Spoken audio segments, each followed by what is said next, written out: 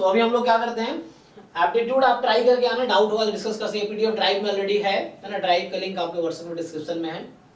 तो ये आपके पहले 10 क्वेश्चन एप्टीट्यूड के हैं, तो ये आप ट्राई करके आइए, और इसमें अगर आपको प्रॉब्लम होगा फिर हम डिस्कस करेंगे नेक्स्ट क्लास में, क्योंकि एप्टीट्यूड 15 मार्क्स का है। तो जो 2005 से 2009 मतलब 23 तक का जो पेपर मर्ज रहा है गेट का, तो उसमें स्पेशली आप एक एक क्वेश्चन सॉल्व कीजिए, है ना। अभी मैं यहाँ से डिस्कस करता हूँ। तो चूंकि 19, 20, 21, 22, 23 हमने गेट स्टैटिस्टिक्स का पेपर डिस्कस किया है, जो कि प्योरली स्टैटिस्टिक्स का ही था।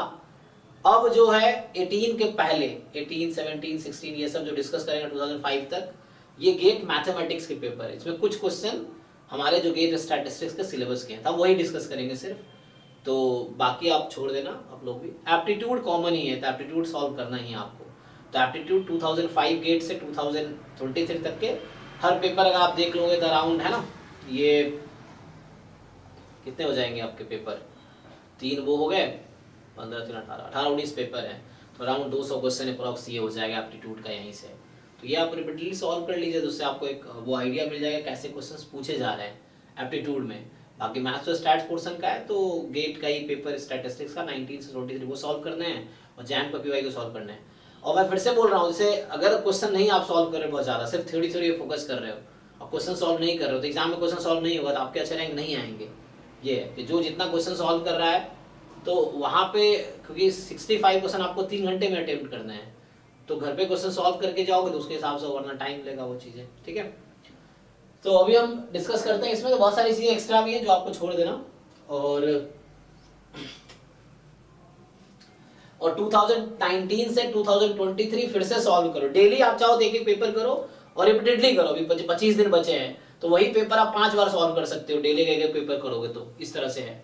तो 2019 से 23 तक का अभी जो पेपर ये डिस्कस करेंगे 18 से पहले, तो इसमें वो नहीं है, मतलब इसमें मेनली जो जैम वाले ज्यादातर टॉपिक है उन्हीं के क्वेश्चंस मिलेंगे, जो प्रोबेबिलिटी एस्टिमेशन के ही क्वेश्चंस होंगे, जो एक्स्ट्रा सिलेबस उसका नहीं होगा। तो आपके लिए मेनली 2019, 20, 21, और जिनको डाउट्स हो बैच 6 का प्लेलिस्ट आप वहां जाकर रिकॉर्डिंग देखिए, क्योंकि बार बार वही डाउट मैं नहीं बताऊंगा, क्योंकि मैं कई दिनों से डाउट क्लास ही ले रहा हूँ।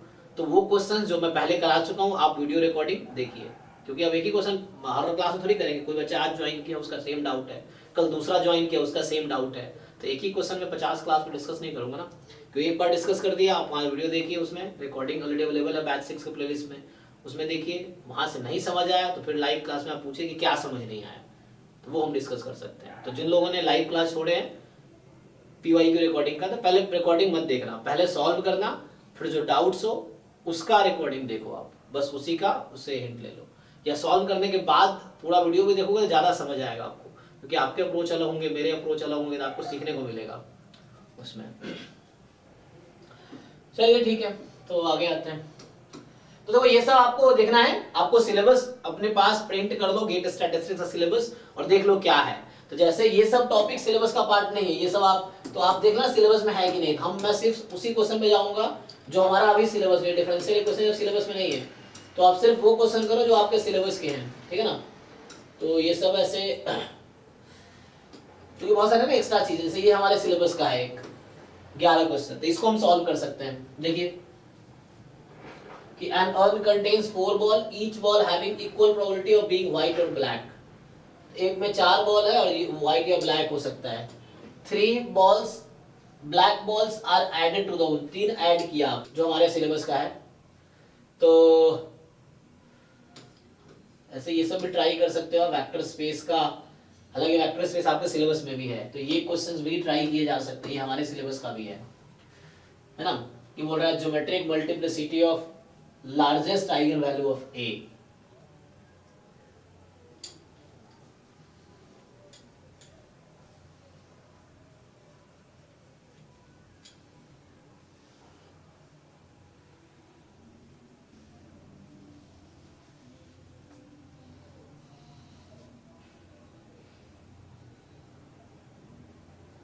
ये सिमेट्रिक मैट्रिक्स है ना, symmetric matrix has all eigenvalue real, है ना। Okay, symmetric matrix has all eigenvalue real।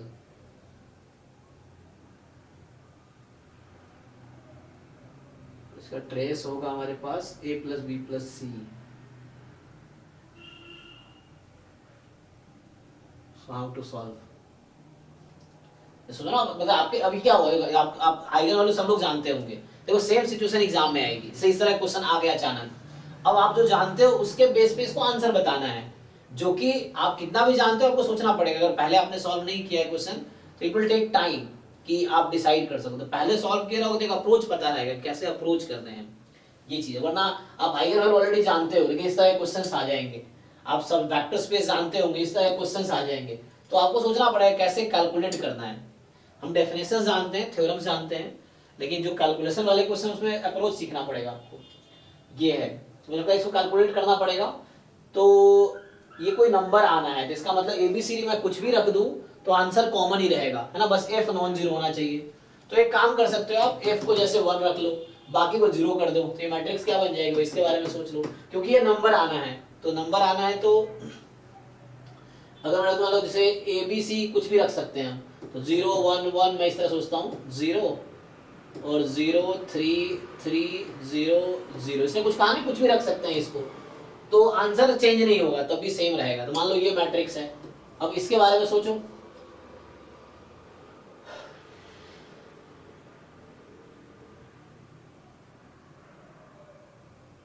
इसका रैंक कितना होगा, इसका रैंक अगर आप फाइंड करोगे, डिटरमिनेंट शायद नॉन जीरो आएगा,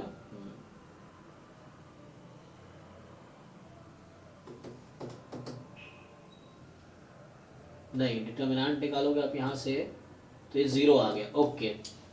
तो डिटरमिनेंट 0 आ गया, मतलब 0 तो एक आइगन वैल्यू है ही इसकी, है ना। और उसके बाद एक चीज और आप नोटिस करोगे, तो sum of first row and first column same है, हाँ तो सिमेट्रिक है, एंड सेकंड रो का सम 4 है, थर्ड रो का सम, मुझे ऐसा लग रहा है डिस्टिंक्ट आइगन वैल्यू आएगी इसकी। तो इसकी आइगन वैल्यू निकाल सकते हैं ना हम लोग, सिंपली डायरेक्टली निकाल, तो 0 आइगन वैल्यू आएगी और बाकी निकाल लो, देखो क्या आता है, तो उससे पता चल जाएगा कि इसकी आइगन वैल्यू निकालना मुश्किल नहीं है। You just find the eigen value और देख लो मल्टीप्लिसिटी क्या है। मल्टीप्लिसिटी मतलब ये है, क्या पूछा, अच्छा ज्योमेट्रिक मल्टीप्लिसिटी पूछा है, ओ तो ज्योमेट्रिक मल्टीप्लिसिटी क्या होती है, याद है किसी को डेफिनेशन क्या होगा, जो आइगन वैल्यू निकालोगे उसमें, तो अगर डिस्टिंक्ट आइगन वैल्यू आ गया तो ऑब्वियसली ज्योमेट्रिक मल्टीप्लिसिटी इक्वल ही होगी, मतलब डायगोनलाइजेबल पे क्वेश्चन है, तो इसको ट्राई करके आओ, देखो डायगोनलाइजेबल करके कि इसकी आइगन वैल्यू निकालो, आइगन वेक्टर निकालो, देखो मल्टीप्लिसिटी क्या है, ये चीजें हैं। अभी हम प्रोबेबिलिटी वाले क्वेश्चन पे आते हैं, जैसे ये क्वेश्चन भी कर सकते हो सॉल्व, कि यहाँ से पूछ रहा है कि W1 का डायमेंशन क्या है, W2 का क्या है, W1 प्लस W2, तो इसमें क्वेश्चंस आपको सेलेक्ट करने होंगे कौन कौन से हम सॉल्व कर रहे हैं, ना, जैसे क्योंकि इसमें सारे नहीं करने आपको, जैसे मैं आज सर्कल कर दे रहा हूँ, जैसे 11 किया हमने, 11 सिलेबस का है, 13 हमारे सिलेबस का है, 14 हमारे सिलेबस का है, इस तरह से। तो इसको ट्राई करके आओ, डायमेंशन ये फॉर्मूला मैं बता देता हूँ बस आपको, अगर चाहिए तो W1 या तो फॉर्मूले से कर दो या ऐड कर दो सब स्पेस को, तो ये भी फॉर्मूला भी था इसका, लिखोगे तो dimension of W1 plus dimension of W2 minus dimension of W1 intersection W2, इससे आ जाएगा। ये भी लगा सकते हो, नहीं तो डायरेक्टली ये सबस्पेस निकाल लो, तो सबस्पेस क्या होता है, सम ऑफ द एलिमेंट्स आते हैं, मतलब वो जो कंडीशन रहता है ना, जैसे डायमेंशन इसका 3 है और नंबर ऑफ कंडीशन 1 है, तो इसका W1 का जाएगा 3 - 1 2 और 2 + 2 ये हो गया, और इंटरसेक्शन वाला मतलब total 3 - 2 total number of condition, both should hold. तो यहाँ से एक और इक्वेशन आ जाएगी x2 + 2x, तो x2 = x3, x2 = 2x2 आ जाएगी। अच्छा तो ये x2 0 हो जाएगा। अब मतलब सॉल्व करके देखना, आप ट्राई करके देखना तो आ जाएगा। इंटरसेक्शन सबस्पेस लिख लो और इससे W1 का डायमेंशन तो इजीली आ जाएगा। यहाँ एक इक्वेशन है तो डायमेंशन W1 की 2 आएगी, इसकी एक इक्वेशन है इसकी डायमेंशन 2 आएगी, तो W1 W2 की 2 2 आ गई। इंटरसेक्शन के लिए आपको सबस्पेस लिखना पड़ेगा क्या है, तो इंटरसेक्शन के लिए दोनों होल्ड करने चाहिए ना कंडीशन। यहाँ से x2 0 हो जाएगा और बाकी ये x1 = 2x3, तो x1 तो इसका डायमेंशन 1 आ जाएगा, इंटरसेक्शन का डायमेंशन 1 आ जाएगा, तो 2 + 2 - 1 4 3, तो इसका 3 ही आएगा, तो ये भी 3 डायमेंशनल ही रहेगा, चेक कीजिएगा ये है। फिर यहाँ पे जैसे हमारे लिए काम का है जॉर्डन कैनोनिकल फॉर्म, हालांकि हमारे सिलेबस में ये भी है जॉर्डन कैनोनिकल फॉर्म, है ना। ये सब नेट जो देते होंगे, नेट में भी ये सब खूब आते हैं, लीनियर अलजेब्रा, है ना। यहाँ पे v कोई रियल, अच्छा लेकिन ये लीनियर ट्रांसफॉर्मेशन का क्वेश्चन है, तो लीनियर ट्रांसफॉर्मेशन हमारे सिलेबस में है नहीं ऐसे, तो उसको हटा सकते हैं आप, है ना। मतलब मैट्रिक्स बनाओगे उससे हो जाएगा, लेकिन लीनियर ट्रांसफॉर्मेशन हमारे सिलेबस गेट में नहीं है, गेट स्टैटिस्टिक्स में नहीं है, तो यू कैन एक्सक्लूड दिस। ठीक है, आगे बढ़ते हैं। तो मेनली वो क्वेश्चन ढूंढते हैं जो हमारे काम का है। डायरेक्शनल डेरिवेटिव हमारे सिलेबस में है, so this you can do, है ना। एक दो क्वेश्चन आए भी हैं डायरेक्शनल डेरिवेटिव के, जैसे ये क्वेश्चन है x square minus 2y plus 4z square है, the directional derivative of this. ये डिफरेंशिएबल फंक्शन है ना, तो डिफरेंशिएबल फंक्शन का डायरेक्ट फॉर्मूला था हमारा del f dot d cap, है ना, इससे आ जाएगा। और del f क्या होता है कि fx यहाँ 2x हो जाएगा, fy माइनस 2 fz 8z, ठीक है। और फिर इसको सॉल्व करो, तो एक महीने से प्रॉब्लम सॉल्व करो आप लोग, ये है मतलब जो लोग भी रिकॉर्डिंग देख रहे हैं उनके लिए भी। तो यहाँ से क्या होगा, आ गया ना, इसका डॉट प्रोडक्ट डी कैप तो ऑलरेडी यूनिट वेक्टर है ना, ये तो वो ले लो। तो ये 5 1 0, तो इसकी वैल्यू हो जाएगी 10, इसकी वैल्यू हो जाएगी माइनस, ये कितना है माइनस y है ना, fy कितना है माइनस 2 है, अच्छा माइनस 2 ही रहेगा। और fz है z 0 0 हो गया, तो डॉट प्रोडक्ट ले लो इसका, तो i वाले के साथ तो 10 into 3, तो ये 30/5, j वाले के साथ, j वाला यहाँ है ही नहीं टर्म, तो 0 हो जाएगा। और k वाला 0 है, 0 तो 30/5 6 आंसर होना चाहिए इसका। तो उसका आंसर की मैं देख लेना आप लोग, ये खुद सॉल्व करके देख लो, इसका 6 आंसर होगा। तो ये सब सॉल्व करना आना चाहिए, एग्जाम में आपके क्वेश्चन में आए हुए डायरेक्शनल डेरिवेटिव आपको पेपर में ऑलरेडी आया हुआ है, तो उस तरह से मिले मतलब है सिलेबस में, तो आपको सॉल्व करने आने चाहिए। ये सब नहीं है तो ये सब सिलेबस में नहीं है हमारे, मेनली वो सिलेबस देखते हैं ना उसमें क्या है क्या नहीं है पता चल जाएगा। तो ये हमारे सिलेबस का है, देखिए कि xy का ज्वाइंट पीडीएफ दे दिया है, तो पूछ रहा है पहले मार्जिनल पीडीएफ निकाल लेंगे y का, आप जो एक फंक्शन आएगी उसमें y को 1/2 रखना है। ये नहीं पूछ रहा है प्रोबेबिलिटी एट 1/2, है ना, कुछ लोग गलत समझते हैं कि प्रोबेबिलिटी पूछ रहा है, ये सिंपल है, इसको हम सॉल्व करेंगे। तो जैसे fy ऑफ y कुछ यहाँ आएगा एग्जांपल के लिए, आसानी तो है, fy निकालना आसान है ना, 2 को इंटीग्रेट करना है x के रिस्पेक्ट में, x का लिमिट है 1 माइनस y, तो इसका आंसर आएगा 2 टाइम्स 1 माइनस y, है ना, आसान क्वेश्चन आया हुआ है। और y की वैल्यू 0 to 1 और 0 अदरवाइज, तो ये हमारा y का पीडीएफ आ गया। अब बोल रहा है पीडीएफ y एट हाफ, तो हाफ इस इंटरवल में है, तो यहाँ हाफ रख देंगे, तो हाफ रख देंगे तो 2 into 1 minus y, तो 2 into 1 minus 1/2, 2 into 1/2 1, इसका आंसर 1 हो गया। ठीक है, this is not the probability, PDF is a function, function की वैल्यू 1/2 पे निकाला है, प्रोबेबिलिटी नहीं है ये 1 से ज्यादा भी आ सकता है। ये देखिए 24 क्या कह रहा है कि सीडीएफ दे रखा है, अब सीडीएफ है प्रोबेबिलिटी एट 1/2, तो मुझे बताइए आप लोग how to find probability using CDF. 1/2 minus 1/2 minus जी, तो ये सब जिनको क्लियर है इजीली वो कर लेंगे, क्योंकि एक हर क्वेश्चन में टारगेटेड कॉन्सेप्ट रहता है। जैसे यहाँ पे ये टारगेटेड कॉन्सेप्ट ये है क्योंकि हर क्वेश्चन का एक पर्टिकुलर कॉन्सेप्ट यूज किया जाता है क्वेश्चन बनाने के लिए, तो इसमें ये यूज किया गया है। और भी तरीके हो सकते हैं, this is one of the way. तो जंप देखना है, हाफ पे कहने वाला जंप ही तो देखना है, तो हाफ की लेफ्ट हैंड लिमिट हाफ है और हाफ की राइट हैंड लिमिट जो है ये है, तो हाफ की जो राइट हैंड लिमिट है यहाँ वैल्यू है, इसमें पुट कर लेते 1 + ½ कितना 3/4 हो जाएगी, 1 + ½ 3/2/2 3/4 minus half minus is just half, so ये आ गया 3/4 माइनस 2/4, तो 1/4 इज आंसर। ये सब आसान क्वेश्चन है ना, ये जस्ट डायरेक्ट अप्रोच यूज हो रहा है। फिर ये देखिए ये क्वेश्चन जो है कि xj sequence of independent Bernoulli with probability of success 1/4, तो स्मॉल p जो होता है बर्नौली p वो 1/4 है। पूछ रहा है कि yn कन्वर्जेस इन प्रोबेबिलिटी, तो बताइए आप लोग yn conversion probability to what, e of x square, और जस्ट यहाँ से क्योंकि मुझे बता दिया बर्नौली p है xi, तो e of x स्क्वायर का फॉर्मूला हम लिख सकते हैं वेरिएंस के टर्म में, variance x plus mean x का है ना, तो आ जाएगा। और बर्नौली का वेरिएंस होता है pq, तो p है 1/4 और q है 3/4, मीन होता है p, तो 1/4 का स्क्वायर, तो यहाँ से आ गया 3/16 प्लस 1/16, तो 4/16 मतलब 1/4, ये तो इससे आ जाएगा। तो बड़ा आसान क्वेश्चन है, मतलब कॉन्सेप्ट पता हो आपको, ये सब नहीं है सिलेबस में। तो जैसे ये हमारे पास सिलेबस का है हमारे, तो देखिए कि ये क्लोज डिस्क है with centre at 0 and radius 2, तो ये आपको इंटीग्रल सॉल्व करना है। तो डिस्क मींस मतलब क्या बोलोगे डिस्क, ये तो सर्कल है एक्चुअली, तो सर्कल है जो फील्ड है, मतलब इनसाइड पोर्शन भी इंक्लूडेड है। सर्कल में क्या होता है, सिर्फ बाउंड्री होते हैं ना, और डिस्क मतलब जो इनसाइड पोर्शन को इंक्लूड करके, मतलब ये बोलना चाहता हूं कि x square plus y square r square ये सर्कल है, x square plus y square less than equal to r square ये डिस्क है, ठीक है। तो ऐसा कुछ, ओके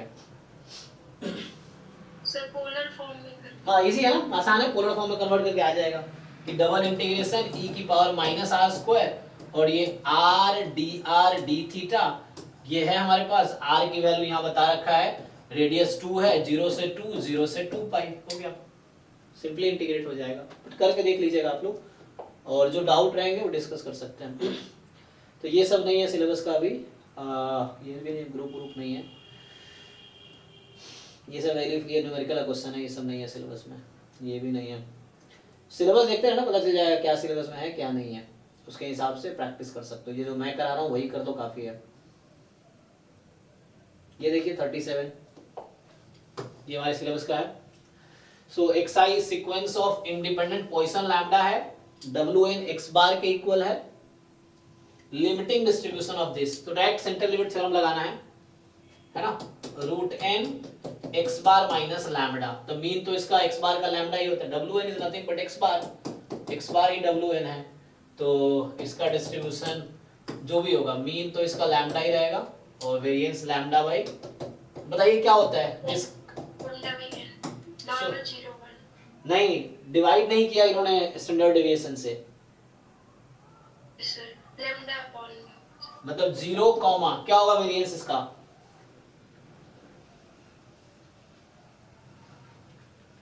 यही पूछा है आपसे कि इसका नॉर्मल डिस्ट्रीब्यूशन है मीन 0, तो 0 तो रहेगा क्योंकि मीन घटा दिया, और वेरिएंस क्या होगा इस क्वांटिटी का,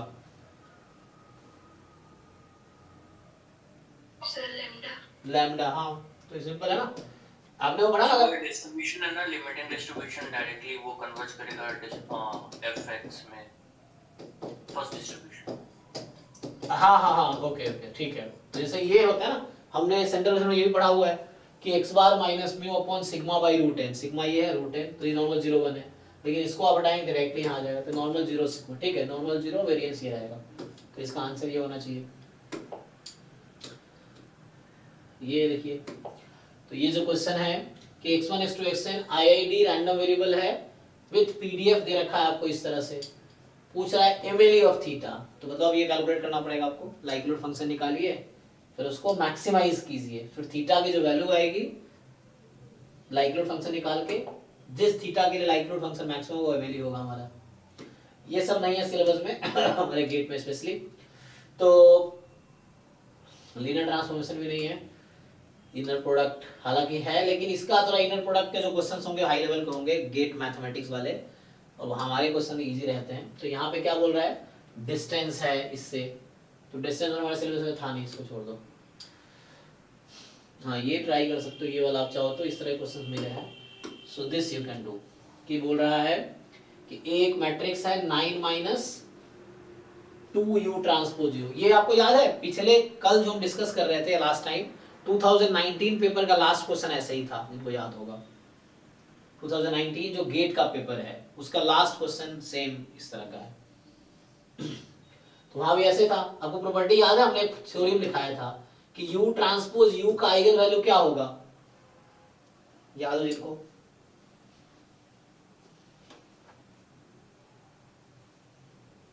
u transpose u projection matrix हमने बताया था ना, क्योंकि गेट 2019 का लास्ट क्वेश्चन देखिए सेम कॉन्सेप्ट पे हुआ है, तो हमने उस समय आपको रिजल्ट बताया था कि u ट्रांसपोज u के पास क्या क्या आइगन वैल्यू है,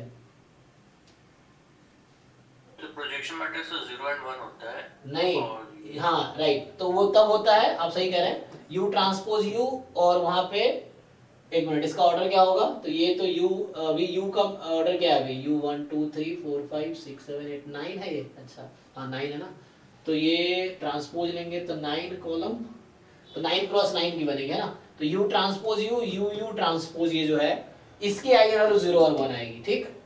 तो इसका क्या आएगा, तो इसका एक आएगा वैल्यू 1 होगा, बाकी सारा 0 होगा, ये होता है ना प्रॉपर्टी। तो यहाँ पे एक मैंने लास्ट टाइम बताया था आपको, mod u square is the one eigen value and rest all are 0। तो 0 जो है इसकी eigen value u transpose u की जो आइगन वैल्यू आएगी, u ट्रांसपोज u आप चेक कर लीजिए, ये 9 क्रॉस 9 की मैट्रिक्स होगी। तो u ट्रांसपोज u के पास 9 आइगन वैल्यू होंगी, उसमें 8 0 होगा और एक mod u स्क्वायर होगा। mod u स्क्वायर यहां से आ जाएगा। तो पूछ क्या रहा है ये, लैम्डा और mu are two distinct eigen value of a। अब a की बात कर रहा है, ठीक है, अभी हम इसकी बात कर रहे हैं। तो ये mod u यहां से निकालिए, तो u क्या है, तो मैग्नीट्यूड ऑफ u आप निकालेंगे स्क्वायर, तो ये 1/3 है ना, तो 1/3 का स्क्वायर कितनी बार आएगा, 1/3 का स्क्वायर, तो 1/3 स्क्वायर 9 टाइम है ना, तो 9/9 तो 1 आ गया, चेक कर लीजिए। हाँ तो 1 आ गया, इसका मतलब ये हो गया कि इसके पास जो आइगन वैल्यू है 1 और 0 है। तो आई अच्छा 2 यहाँ लगा हुआ है, ध्यान दीजिए 2 है, तो 2 से क्या इफेक्ट पड़ेगा, सो 2 u ट्रांसपोज u के पास जो आइगन वैल्यू है 0 है या 2 है। अब i माइनस मुझे बात करना है, i minus 2 u transpose u, तो इसकी जो आइगन वैल्यू होगी या तो 1 माइनस 0 1 या 1 माइनस 2 माइनस 1, यही आएगी, देख लीजिए 1 एंड माइनस 1। तो पूछ रहा है कि लैम्डा और म्यू दो डिस्टिंक्ट आइगन वैल्यू, एक 1 है एक माइनस 1 है, तो इसका मैग्नीट्यूड का डिफरेंस कितना आएगा, कितना आ रहा है 2, ठीक है ना, 1 माइनस माइनस 1 या -1 माइनस माइनस 2 है ना, 2 इसका आंसर होगा। तो इस तरीके से ये थ्योरम सेम कॉन्सेप्ट पे 2019 का क्वेश्चन नंबर 65 है। अगर मैं स्टार्टिंग से स्टार्ट करूं तो देखिए सेम कॉन्सेप्ट का क्वेश्चन 19 में आया है, क्योंकि ये रिसेंटली मैंने परसों ही कराए थे, कल इसे याद है। ये नहीं है कॉम्प्लेक्स इंटीग्रेशन, नहीं है हमारे सिलेबस में, ये सब भी नहीं है, वेक्टर कैलकुलस नहीं है अभी, ये लीनियर ट्रांसफॉर्मेशन डिफरेंशियल इक्वेशन कुछ सिलेबस में नहीं है। सो यहाँ से हमारे पास इंटरपोलेशन छोड़ दो, ये सब है ना हटा दो, बाकी ये हमारे काम का है 52 53 54 55 नहीं 55 नहीं हमारे सिलेबस का है, 55 ऑप्टिमाइजेशन का है जो हमारे सिलेबस का नहीं है। चलिए तो हमें अभी देखना है 52। देखिए क्या बोल रहा है, x1 x2 x3 x4 be independent exponential random variable with mean 1 1/2 1/3 1/4। Mean तो मतलब रेट हो जाएगा 1 2 3 4, जो x1 x2 x3 x4 exponential है विद रेट 1 2 3 4।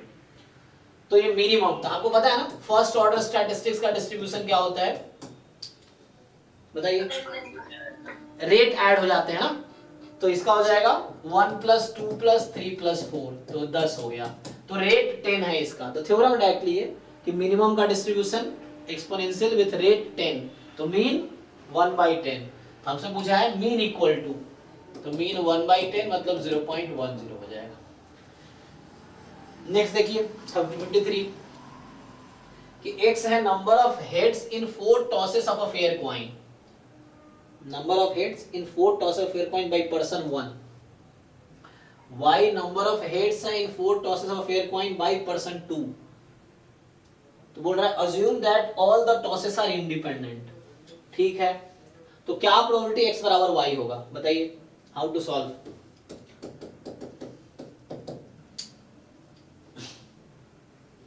तो कैसे अप्रोच करेंगे इस तरह के क्वेश्चंस को, हाँ इस तरह एग्जाम में क्वेश्चन आए हैं, इस तरह के क्वेश्चंस एग्जाम में आ चुका है, दोनों 0 होता है और दोनों 1। यस।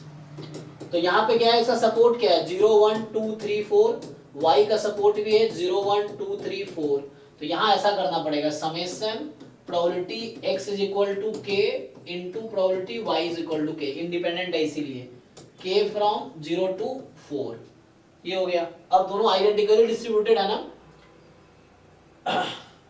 तो दोनों आइडेंटिकली डिस्ट्रीब्यूटेड है तो स्क्वायर हो जाएगी एक का, क्योंकि इसका आंसर सेम ही आना है। So this is something like this, probability x = k square, k from 0 to 4। अगर आप इसको सॉल्व करेंगे ना, क्योंकि ये अनबायस्ड कॉइन फेयर कॉइन था, तो डिस्ट्रीब्यूशन क्या है, x का डिस्ट्रीब्यूशन है बाइनोमियल कितना 4,5 4,5 एंड ये y का भी यही है। तो ये अगर सॉल्व करेंगे आप तो यहाँ से okay let me write k from 0 to 4 choose k whole square और 1/2 की पावर 4 होगा, स्क्वायर है तो 1/2 की पावर टोटल 8 हो जाएगी ना स्क्वायर की वजह से, ये है। ओके अब यहां मेन चैलेंज यहां पे आता है 1/2 की पावर 8, ये तो कर लेंगे सॉल्व आप, कितना 256 होता है। सो 1/2 26, ये बाहर, इसको बाहर निकाल दिया। अब है समेशन 4 चूज के स्क्वायर k फ्रॉम 0 to 4। तो यहाँ आप ओपन भी कर सकते हैं, अगर आपको ऐसे डायरेक्ट फॉर्मूला नहीं पता हो तो you can find 4c0 is 1 तो 1 स्क्वायर, 4c2 4c3 4c4 उस तरह कर सकते हैं, तो वैसे भी कर सकते हैं। दूसरा तरीका भी मेरे पास है। सो 4c0 1 का square, 4c1 4 square, 4c2 6 square, 4c3 4 square, 4c4 1 square upon 256। आप इस तरीके से भी आंसर निकाल सकते हैं, आ जाएगा ना।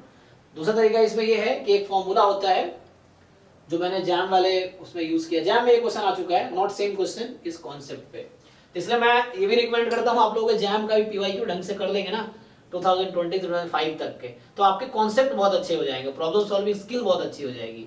जैम और गेट का सिर्फ पीवाईक्यू ढंग से 2-3 बार कर लो उन्हीं पेपर को, ईयर वाइज पेपर को रिपीटेडली, तो उससे आप कॉन्फिडेंट हो जाएंगे, आपके कॉन्सेप्ट बहुत सही हो जाएंगे, प्रॉब्लम सॉल्विंग स्किल ठीक हो जाएगी। ये है। तो यहाँ पे होता है जैसे NC 0 से लेके NC n तक, इसका सम क्या होता है, और NC 0 square, NC 1 square, NC n square, ये कितना होता है बताइए इसका फॉर्मूला।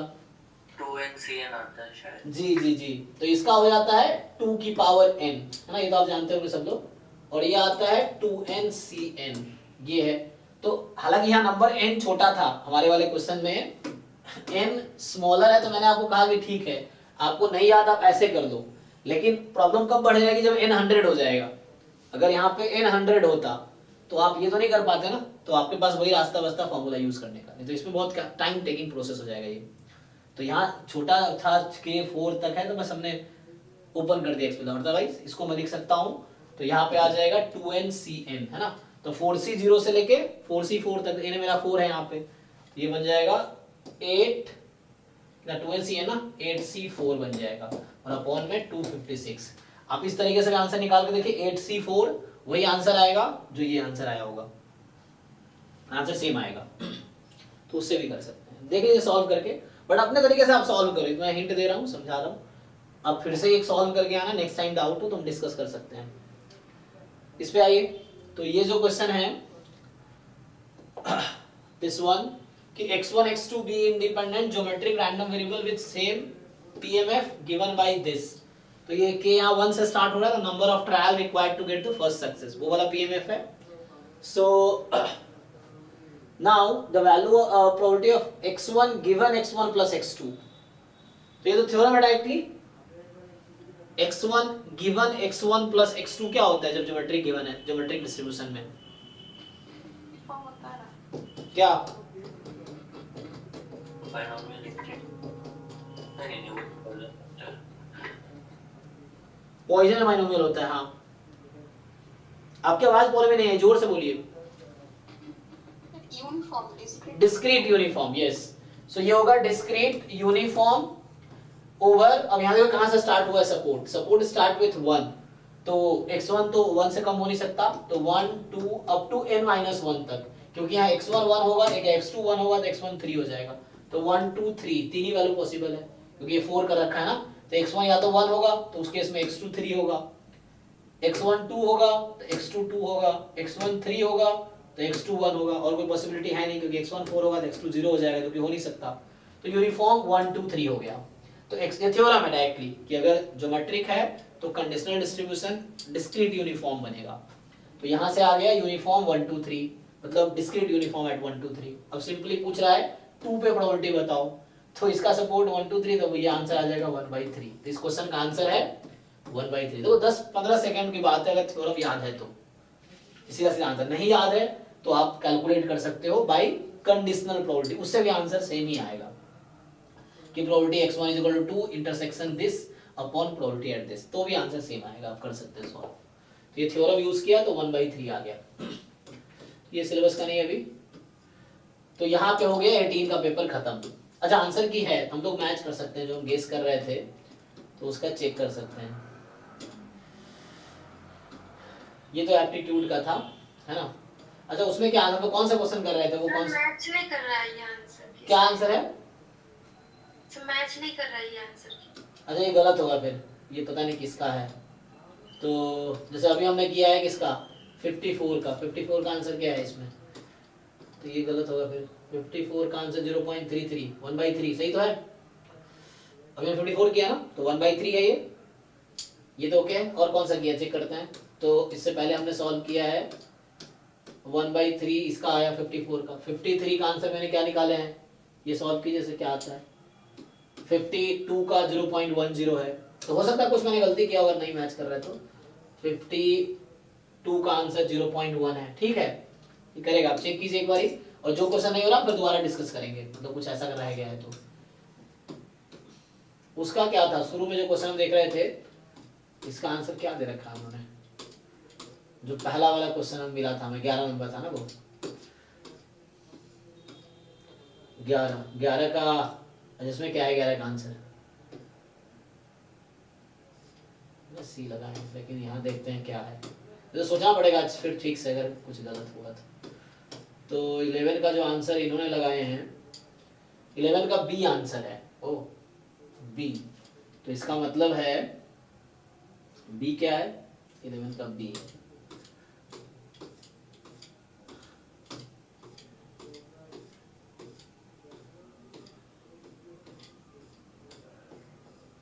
अच्छा 3/8 हमने बताया था, 3/8, बट हाउ 3/8 कैसे होगा,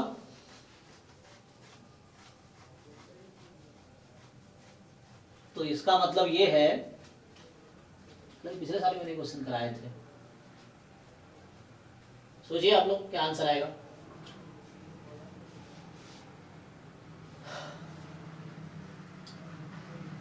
इसमें ये हो रहा है कि 4 बॉल है ना, each having equal probability of being white, 3 balls are added to the urn, ठीक है, the probability that, so probability of 5 balls are black given that 3 balls are black, ये ना।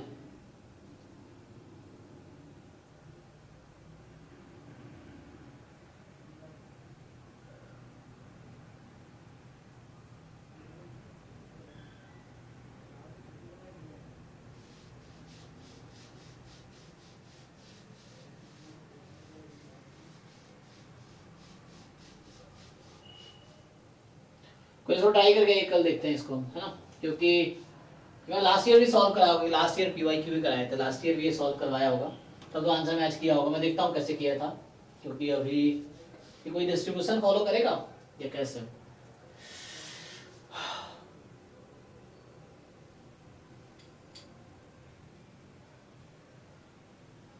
थ्री आउट ऑफ 8, तो ये बोला कुछ प्रोबेबिलिटी अलग अलग दिखाई है, तो कंडीशनल प्रोबेबिलिटी निकाल सकते हैं। 5 balls are black given that 3 balls are black, मैंने गाइड किया ना, 3 balls आर ब्लैक।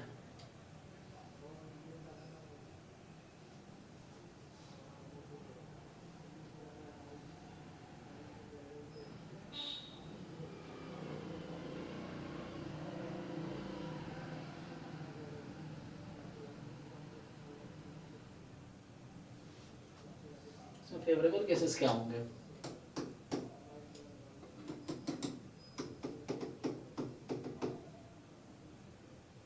नहीं तो टोटल पॉसिबिलिटी आ जाएगी ना।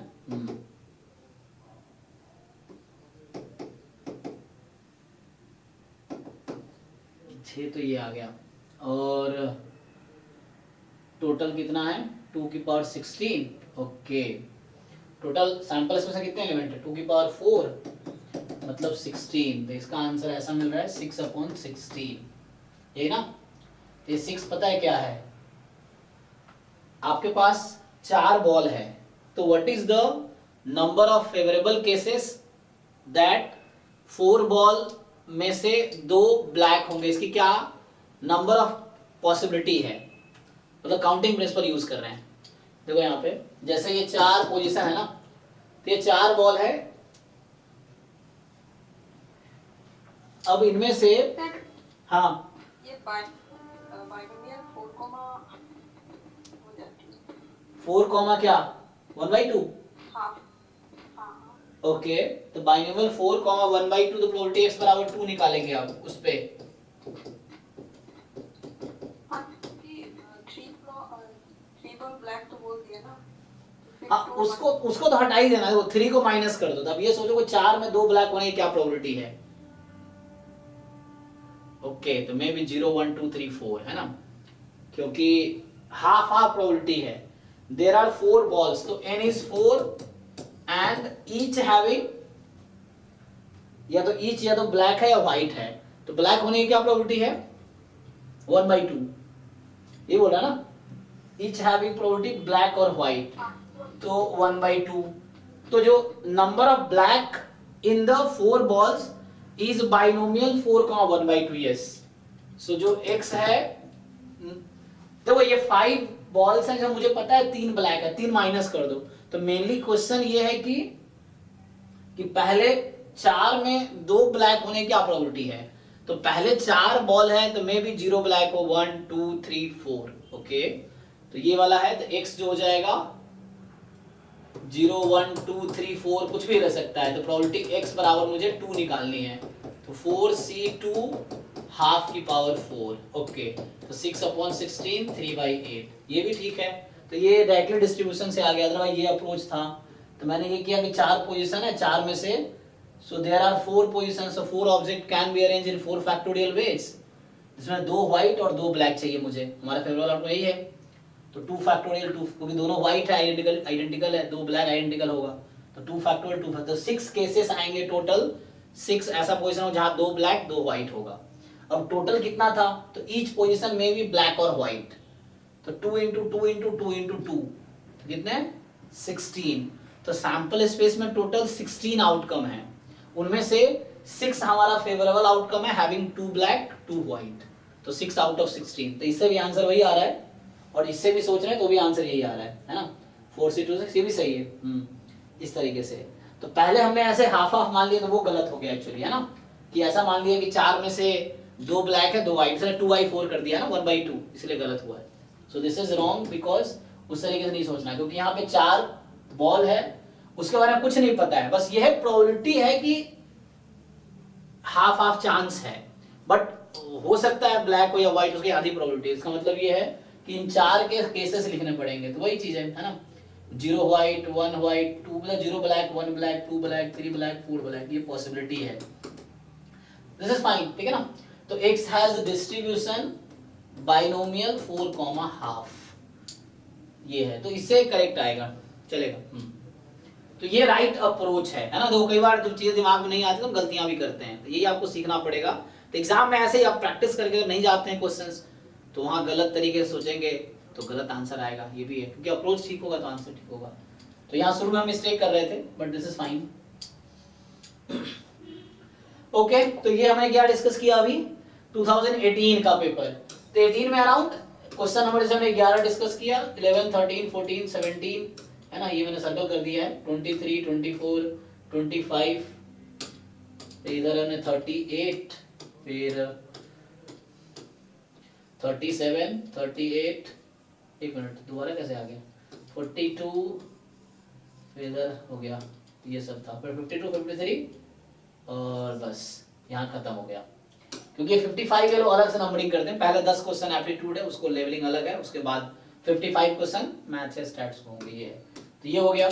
तो अभी मैं आज ये स्टॉप करूंगा, अगले क्लास में हम लोग 2 पेपर एक साथ कर सकते हैं। अच्छा, ऊपर जाना पड़ेगा मुझे, तो एक तो मुझे ऐसा लग रहा है मैं यहीं से स्टार्ट करता हूँ, 2005 से स्टार्ट करता हूँ नेक्स्ट टाइम, क्योंकि ये फिर वापस जाना पड़ेगा। अच्छा, ये तो जैम का है, इसमें गेट भी है, तो आज मैं स्टॉप करूंगा। आज हमने बस 2018 का गेट का पेपर डिस्कस किया है।